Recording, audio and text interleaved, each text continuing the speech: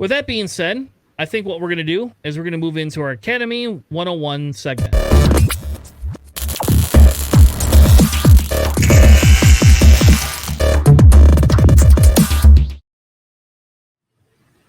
Welcome back to our Academy 101 segment where we are going to discuss Salvage Mission. Mythin? I don't know how to talk tonight, I guess. Mythin? We're going to talk about the Mytharoo, however you say that. Mythosaur. It's definitely not a Mythosaur. Thrawn was not a Mythosaur, thank you. Tonight, what we're going to do is we're going to cover Salvage Mission. And what we're going to do is we're going to look to talk about win conditions for the scenario. We're going to talk about what type of lists that we feel work best for this scenario. We're going to be talking about when do we got to pivot from these win conditions. And we're also going to be talking about an example of opening and engagement tactics that we feel is good. Tonight's mission is going to be the Salvage Mission. Yeah? Salvage Mission. Yeah. Let's do it. All right. Do you know what I think we should do before we bring up TTS, which I already did? Why don't we bring up the Google Chrome? If we can do that. If the computer doesn't want to be a pooper again. And we're going to bring up Salvage Mission, the actual scenario. And we're going to talk through it. And yes, I skipped chance engagement 100% on purpose. All right, so Salvage Mission essentially talks about how you get 5 supply crates, and you're going to have 5 objectives. Every objective gets its own little supply crate. You're going to come and try to take that supply crate from the objective point, hold that supply crate, and score 1 victory point every turn that you get to hold that supply crate. Now, the caveat here, right, is the pure fact that when you take your supply crate, you can no longer do advanced maneuvers at all. And there's only 1 ship, I think, in the game that can jettison that supply crate. So everybody else is stuck with it until it gets taken off the board, as in the ship was destroyed. Or if somebody else rolls a crit that hits you, you then have to drop your crate somewhere on the board. When you drop your crate, it's going to be within range 1, specifically of wherever you are, and your opponent gets to place it. So when JJ's B-Wings decide to throw stupid proton bombs, and the proton bombs hit you, which they almost always do, that crit makes you drop that crate, and then JJ goes, I'm going to put it behind you so you can't pick it up next turn. Genius maneuver, my friend. Genius maneuver.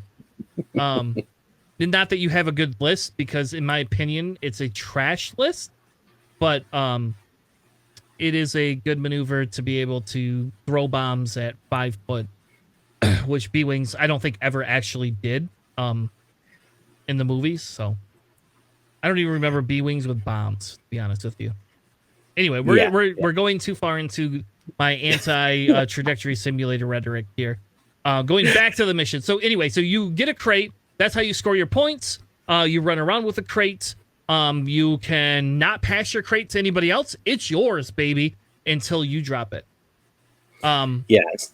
So going in specifically into the specific scenario action that's available to you for this particular scenario here, whenever your ship is at range 0 to 1 of one of the crates that's on the board, that are placed on the board, you can take as your first action, the tow action, which allows you to take or remove the crate that's on the board within range of your ship that you're doing that perform action with, and that ship essentially takes that crate and you place it onto your ship or your card on your table there, and your ship essentially becomes encumbered. Now, going back to what you're talking about not being able to perform advanced maneuvers, per the rules reference guide for X-Wing, advanced maneuvers are Talon rolls, which are the slanted, or sorry, the hard turn U-turns that some ships can do. Sector loops are also advanced maneuvers, which are the slanted banked turnaround maneuvers. Kyogre turns or K turns, those are the straight turnaround maneuvers. You can do those as well. And then full stops, meaning staying still. That is an advanced maneuver as well. You can perform those, as well as the backwards actions, so that some ships can do. That's also considered an advanced maneuver. So when you're selecting or when you're planning which ship you want to take that action or that crate for, you have to really consider the dial of that particular ship, as it'll have a really hard time turning around to stay engaged. If that is your plan of action for your maneuvers going forward in that particular match, and it's going to be having a hard time just choosing those maneuvers from that point on. Yeah. So if your ship, for example, if you're a defender, you can no longer perform K-turns, even though they're white. It does not matter. You cannot do it.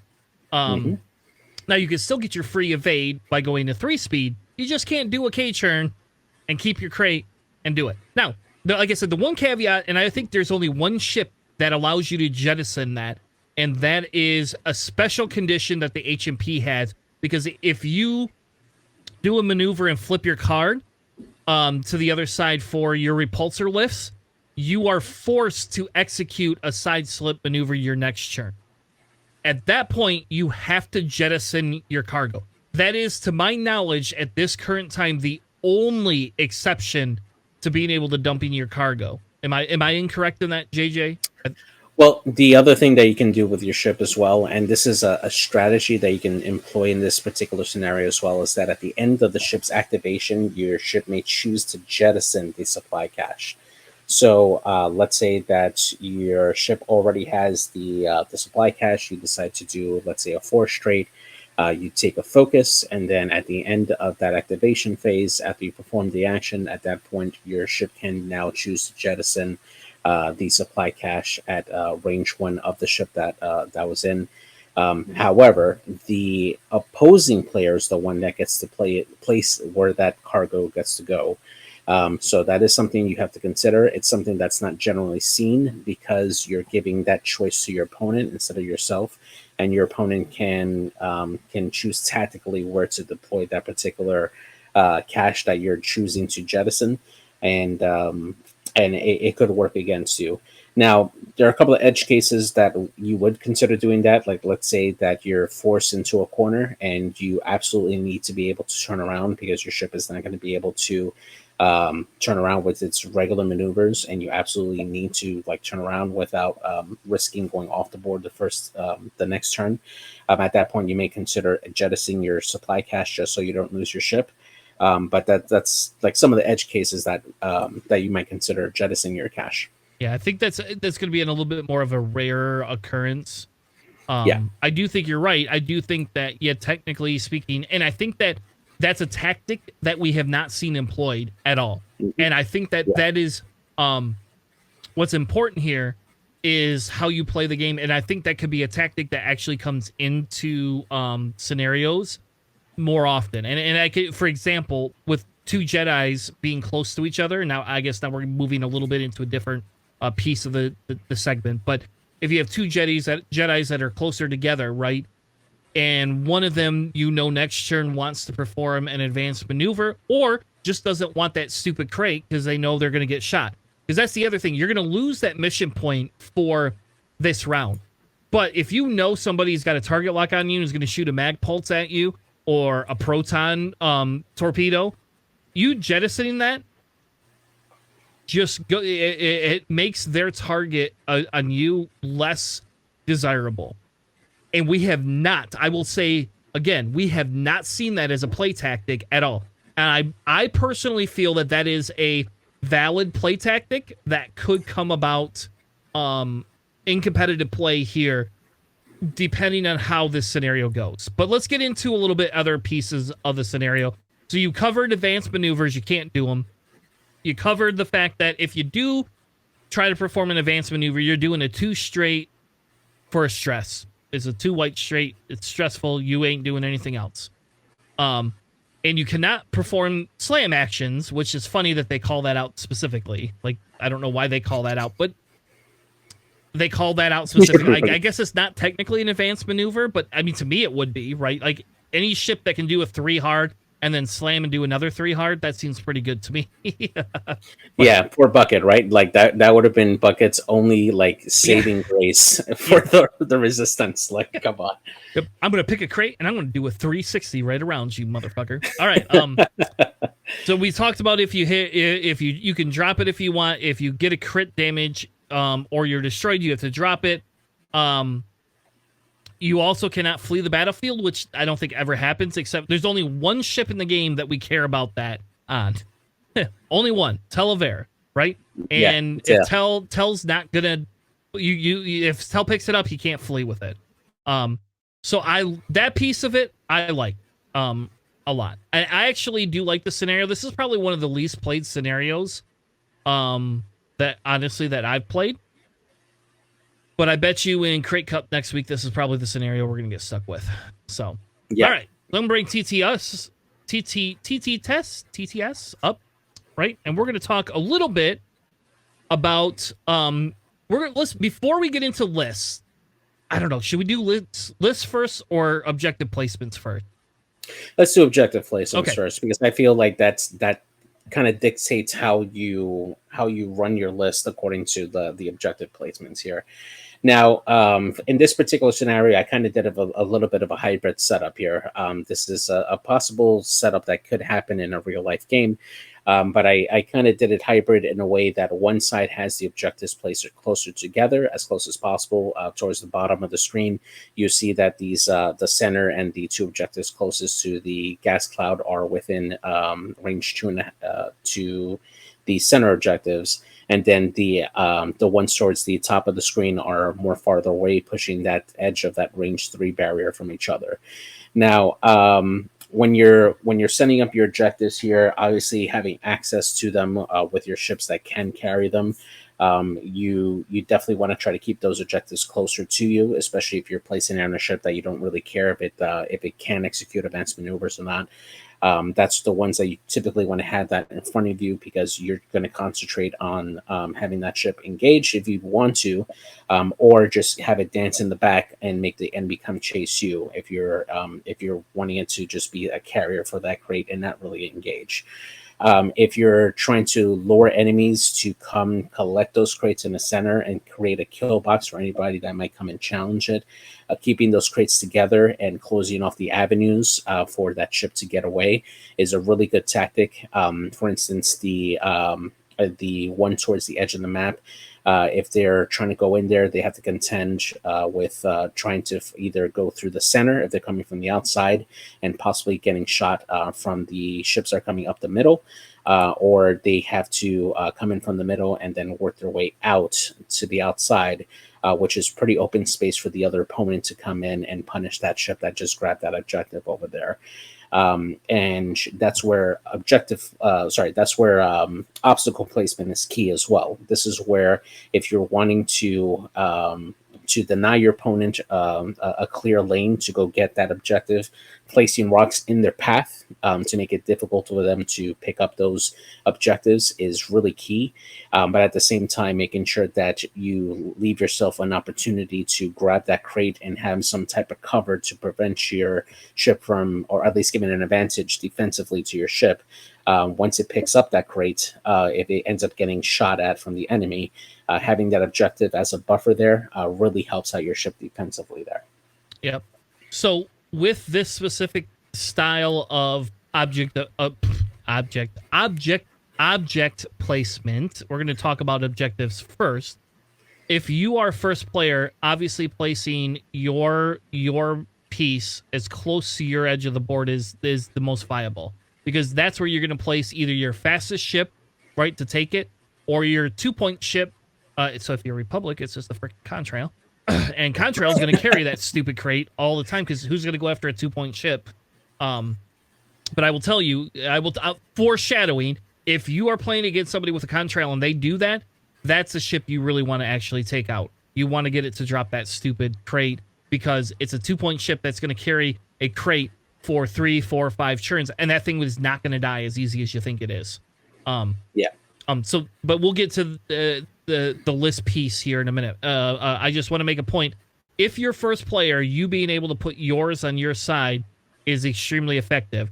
I would say when you're playing against somebody else, and again, this, depending on what type of list they have, is where you place your second. The objective you have to place on their side. If, like JJ says, you have a list where you want to create a kill box, you put it closer to the center, and I would put it in this center right here, which is in the middle of the board, right? That's where I would put their second objective, which you don't see happen very often when we watch these stream games. But that's where I would be putting that second objective, because what it does is then they have one here, and they have one here, and then one here. They're not going to place a lot of ships along this side of the board, and the ones that they do is going to be ships that they're going to come down to try to kill you with. That's it. So you know which ones are going to be picking up objectives. So when you place your ships to begin with, you can now focus on coming into here to try to murder them. Now, if they have a very fast list, right, where we're talking like stupid Jedi, for example, and not B-Wings, because B-Wings are not fast, in fairness to the one disadvantage that B-Wings have, which is their only disadvantage they have. A Jedi, you would want to place your opponent's second objective as close to the center as possible. I would actually argue that I would not place it right here, and I would place it closer to this edge, because it forces them to come to the side of that side of the board. And I would even go closer to that edge, because what it does is then it's going to force them to come up here, take it, and then either cut back this way to run away from you. And at that point, even if they put obstacles over here, they're going to either have to litter 2 obstacles in this corner to get you to go around it, but you're going to be able to come get them. So placing it as close to center as you can get, because you can be within 4, and then putting it all the way to the side. Even if they have a fast ship, you want to do that, in my opinion. You want to do that because it's going to, where it forces them to make that engagement, you know where they're going to be. When they have to come here, they're going to only have 3, or actually 2 options, because they can't, well, they have 3 options, but they're not going to be able to 4K. They're not going to be able to turn around. They're either going to go back towards the bottom of their board edge or towards the center. They're going to head to the slight right towards yours, or they're going to try to fly past you. And then if you got bombs, so like if I have my bombers, my separatist bombers there, or if I have my first order bombers, come at me. I dare you to fly past me. Bring it on. And I will not drop the bombs out my front with my bombers. I will drop them out the back, 100%. So that's again, your list style will, what you fly will depend on what where you want to place it. But I have found when I'm first player, being able to place their objective as close to the edge board and as close to the middle of the board as possible, a bigger advantage in being able to predict what they're going to do. Personally. Absolutely. Yeah, absolutely. I definitely agree there. The other part to this now, to add to another layer of strategizing here, is recognizing what your list is really good at here. And that is taking a look at your at like what kind of ship chassis you have, in terms of like what kind of speeds that they can move at, how fast they can go, what kind of attacks that they can perform depending on the abilities that they have, and what kind of loadouts they have, and kind of make your best decision there based on what kind of list you have there. If you have a list that has large spaceships, they tend to have a little bit of a harder time in this particular scenario, because the majority of large spaceships do tend to have lower agility.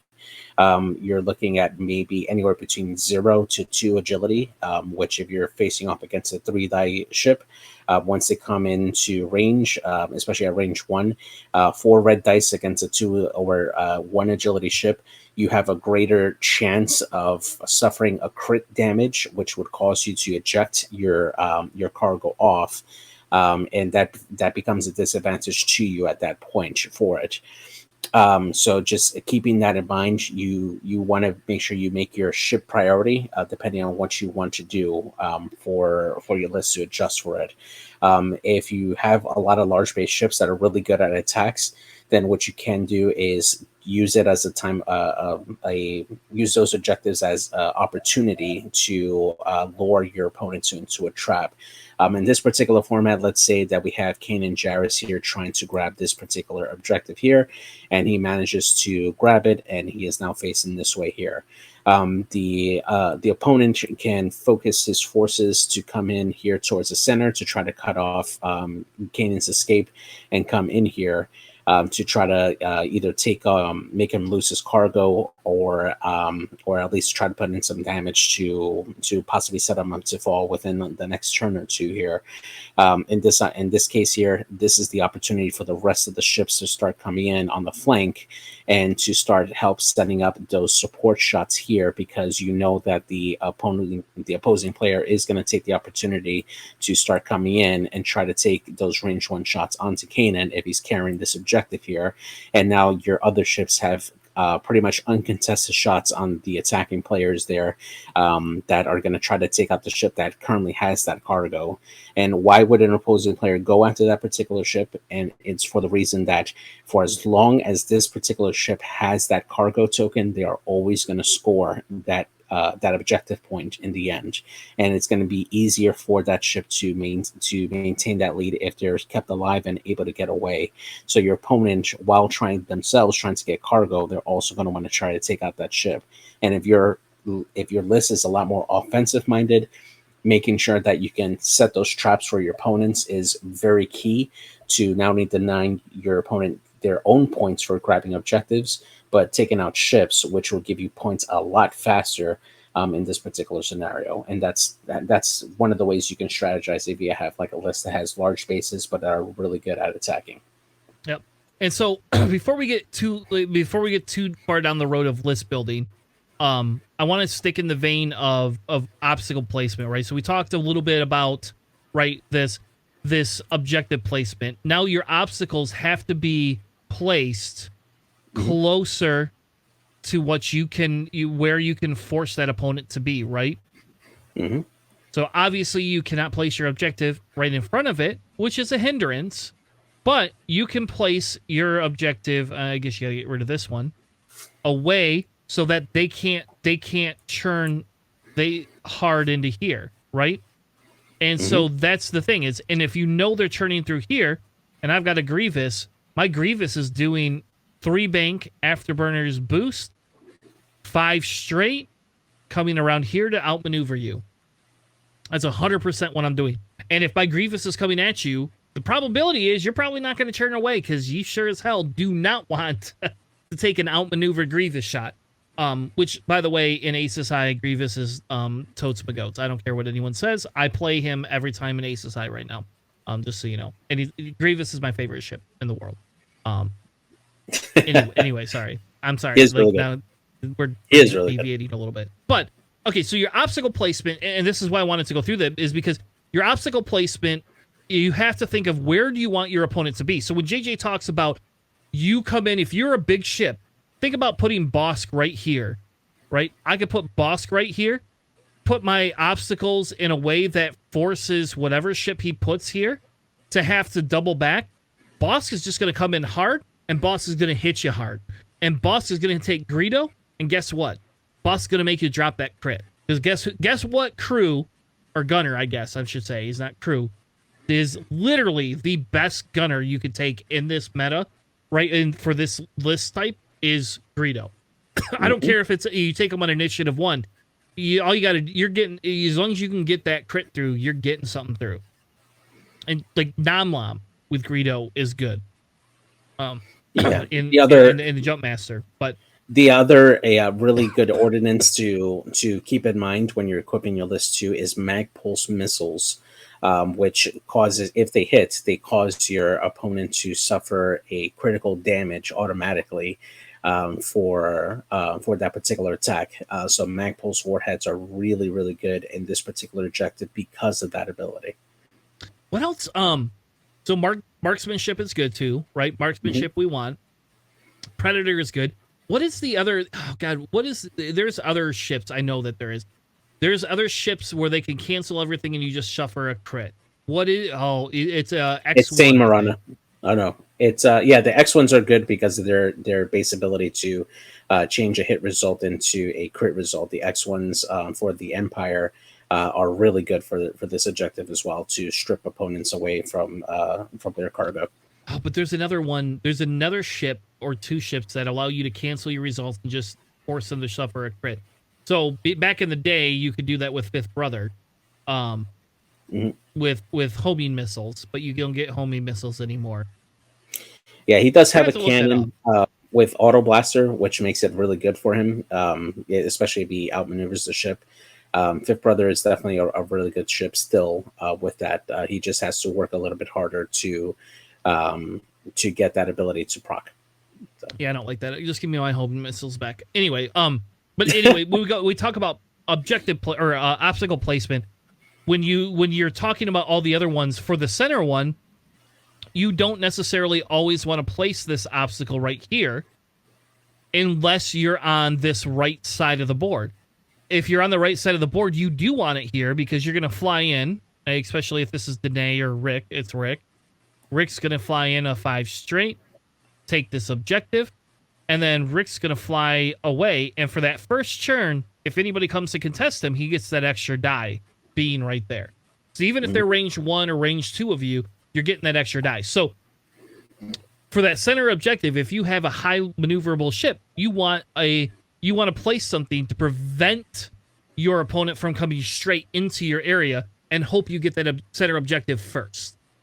Other than that, objective of placement is more just as a deterrent to create lanes and paths. And I think it kind of depends. Again, if you're going to cluster everything in the middle, you want rocks and obstacles on the outside with 1 lane in and 1 lane out. That's how you want to create lanes around that objective point. So you could take this here, and you could place it right there, create a lane. You could move this piece here over. Okay, I can't move any of them because they're all locked. But you could place them and try to create so that if your opponent wants to come get this objective, they're going to come through that center, and they're going to go through 1 lane and only have 1 or 2 exit lanes. And then that way you can put your bigger ships on each side of the board to say, nah, I'm going to come try to kill you first. Yeah, so something similar to this is what you're thinking of, right? Yep, except for, there you go, something like that. Yeah, something similar to it where it forces them to do it, and then putting that, then that's when you would move this objective here on the left, and you would move that a little bit closer, right? Not too close, but close enough. There you go. Because one ship can only have 1 crate. That's the one thing we forgot to mention. You cannot pick up multiple crates. You can only own 1 of them. Which seems weird, right? Because I think it should scale based on the size of the ship, but that's just my opinion. That's subjective bullshit right now. I would like that actually as an option. Yeah, absolutely. Yeah, and I think once we get through this and we get our points update, and we get through that, I think we're going to look at creating scenarios, and it'll be something that we run. And I don't know if anybody's done this yet or not, but like I think it would be fun to create user scenarios that can be ran on the stream, with similar to this, but a little bit different, right? And we can start playing around with different options.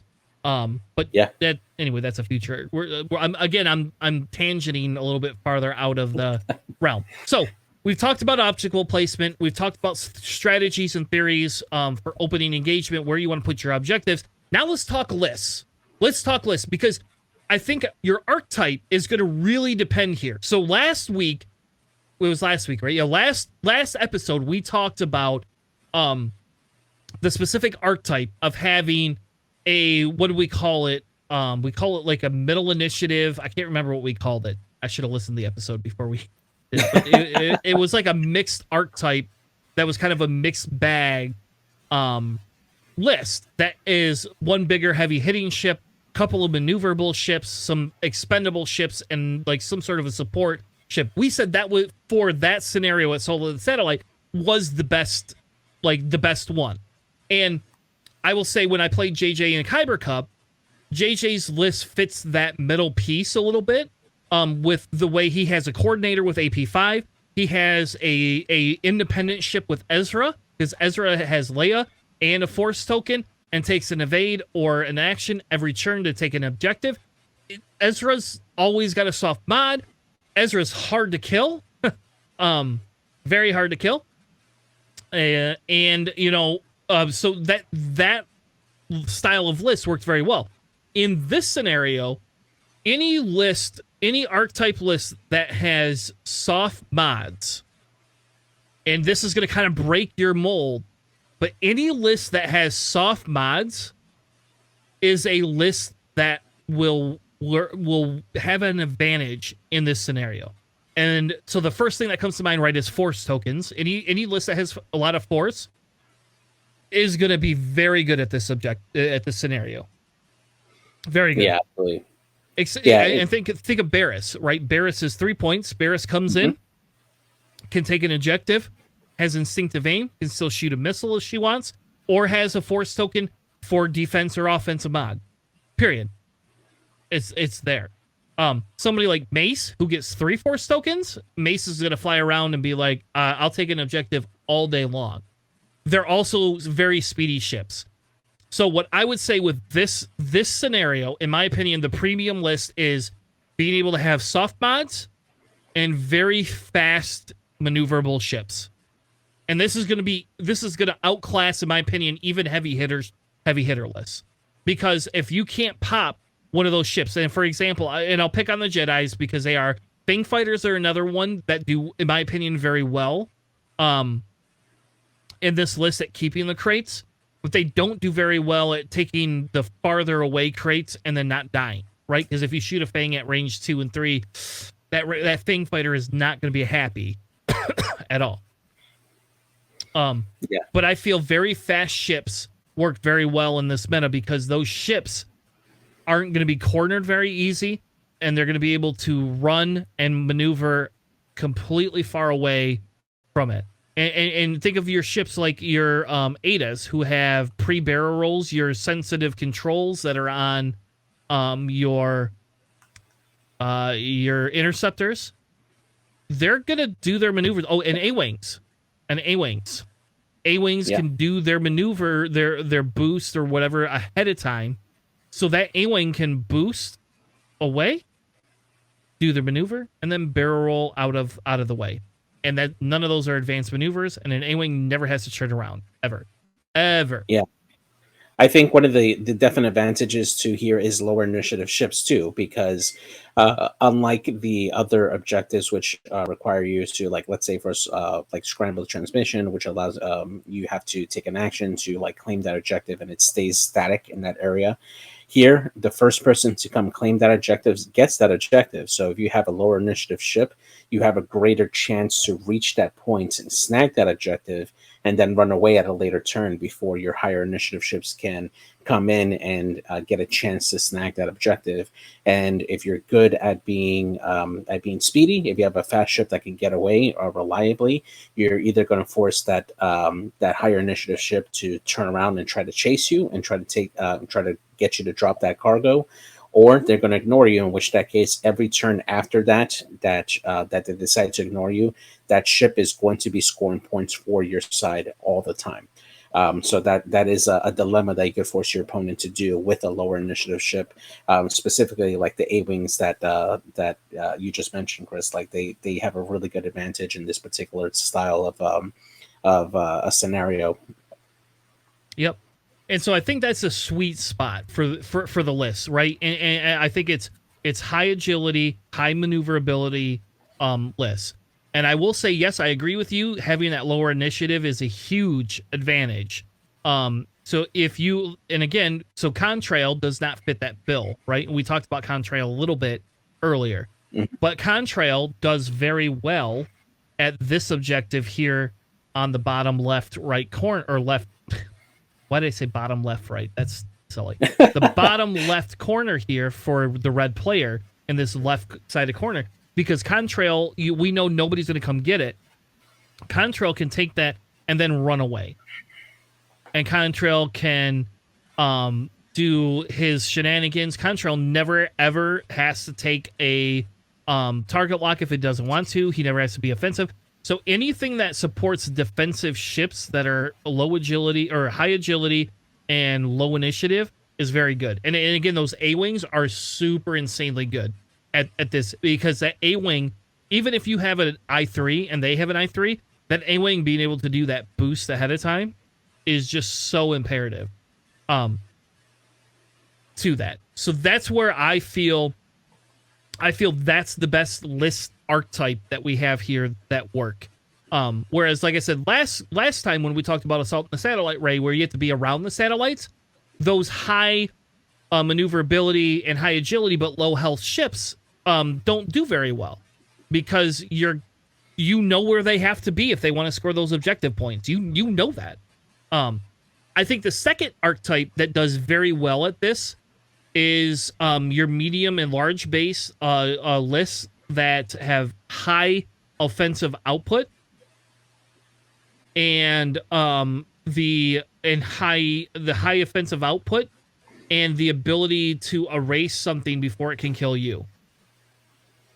Right? So something, even like a Wedge. Wedge is still a 2 agility. Wedge is very good at this because Wedge has a opportunity to erase you, or have one of his friends erase you before you can shoot at him to get rid of that crate. Yeah, especially ships that can carry torpedoes. The very good torpedoes like proton torpedoes or advanced proton torpedoes, which allow you to modify when it results into a crit. Getting shot by one of those ordnance early on can put you in trouble because of that potential to drop the crate from the crit results going through. Those ships have a greater onus in trying to hunt down the cargo carriers with those ordnance and denying you points rather than them going to grab the objectives themselves. So if you do see that across the board, that is a very likely strategy that your opponent could be using for this particular scenario to try to go after your ships rather than go after the objectives themselves.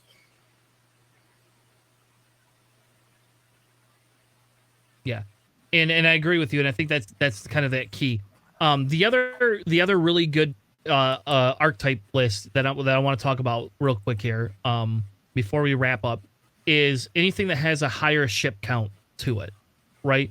So even if they're low, if they're maneuverable or decently maneuverable, and you have the ability to have a higher ship count, and I'm not going to say run 8 drones because they're not very maneuverable. And they pop right 7 away. 7 A-Wings, though. Yeah. But 7 A-Wings, yes, actually.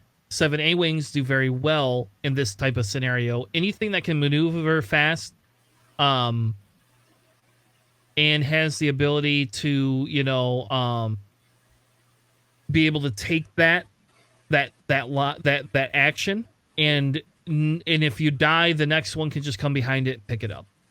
So being able to have multiple ships that are around you to kind of pick up the pace as needed, that's the huge benefit. Obviously, soft mods are the second, and the highest is the high maneuverability list. But I do think a semi-swarmish style list works very well in this scenario. And I will say this is one of the scenarios I won when we played at Adepticon. When I ran my 7-ship Republic list, which only had 1 Jedi, by the way. Nice. So I was not like the horrible person that ran Trajectory B-Wings or four Jedis and Hawk or whatever. Like I was at least only 1 Jedi, and that's just because she's undercosted. So one of the strategies that work really well with the large ship count list as well is blocking, because in this particular scenario, it is a lot easier to pull up blocks because you can see where your opponent is going to, especially if they're going to focus on objectives. Getting a block onto your enemy prevents them from taking the tow action, because when a ship becomes blocked, they're only able to perform the red focus, assuming that they're not stressed. So setting that up to, especially if you see your opponent doing like a beeline straight for like this objective over here, if you know that he's right over here and your ship is over here, making sure that you're about this area here or around this area here to prevent like a getaway, and making sure that your opponent bumps is really, really big, because you prevent them from grabbing that objective.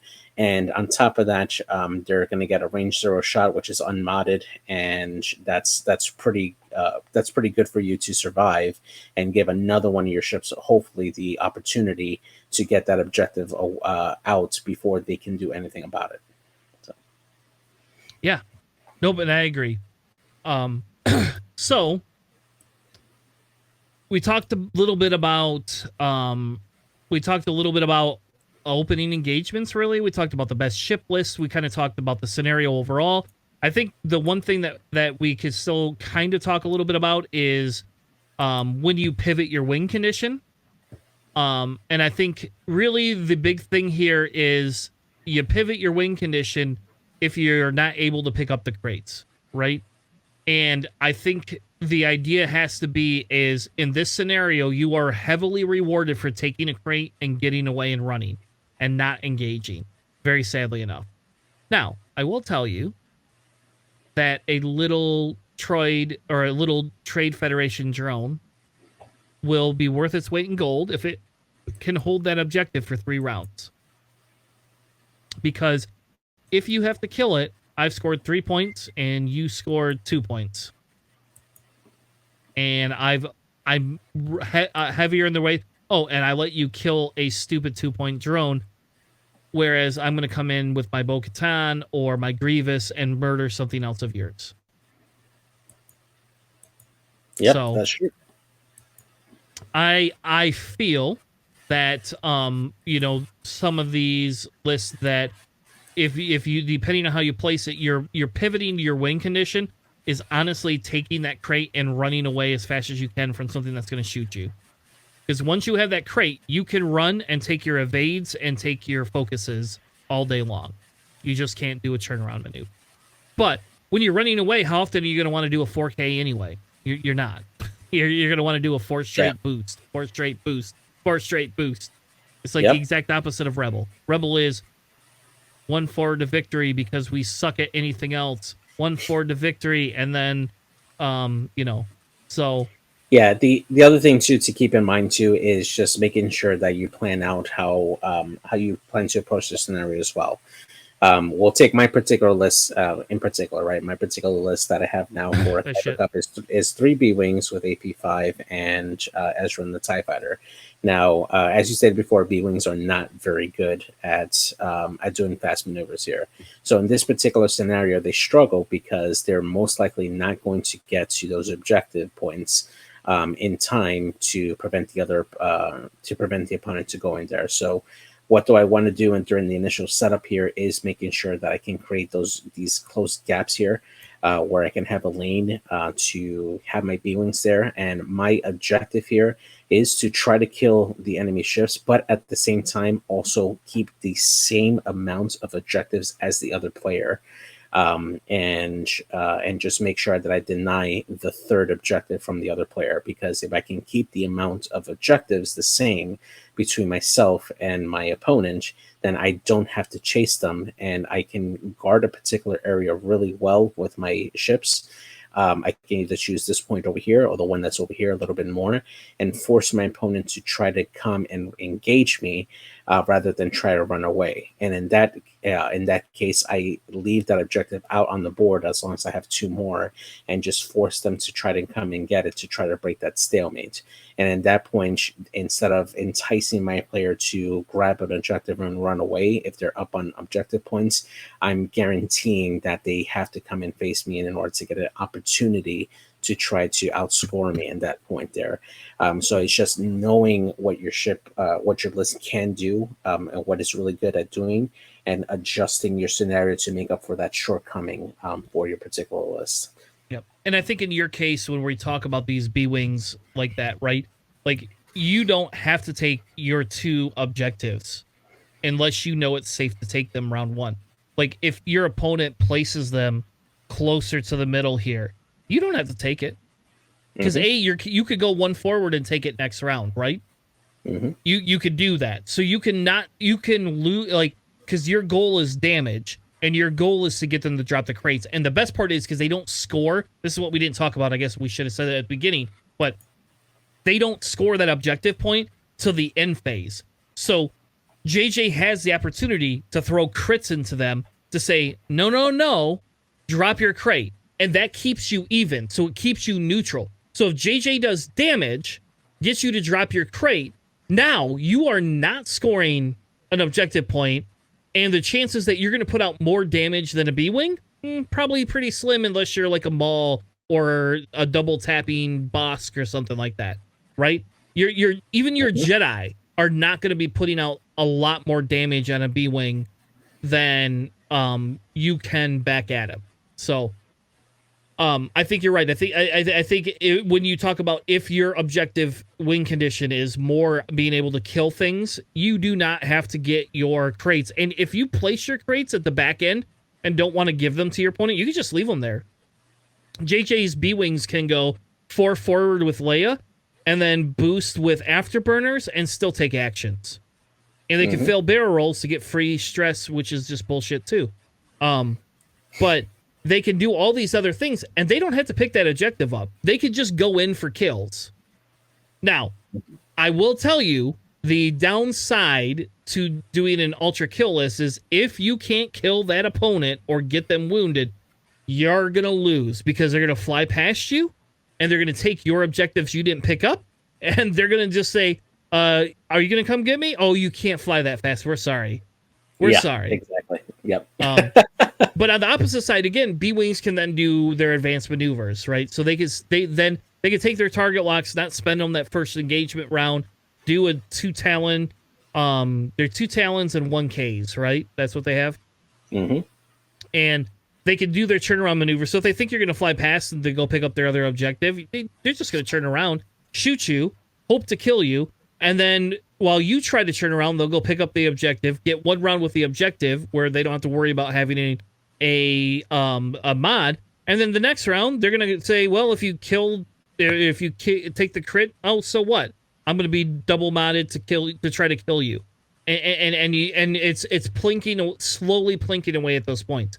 But I will say anything that is slow or unmaneuverable and has kill shots, you cannot let your opponent escape or you're effed. Period. You're done. You will lose the scenario so fast. This is the second fastest scenario, in my opinion, in the game. Is this one right here? Yes, absolutely. So, all right. Anything else you want to comment on or talk about before we wrap up for this scenario? No, I think we covered it all. Awesome. So this is our Academy 101 series where we decided we wanted to talk a little bit about the new scenarios, the benefits, what the win conditions are, ship archetypes that work really well. And then at the end, JJ has promised me that he's going to go back and listen to all these and document all that we say and put a document out for us so that you'll have something in Google Docs you can look at and reference. Thank you all so much for joining us. We'll be back again next week, 9 p.m. Eastern. On Sunday. Thank you all. Have a good night. See you guys.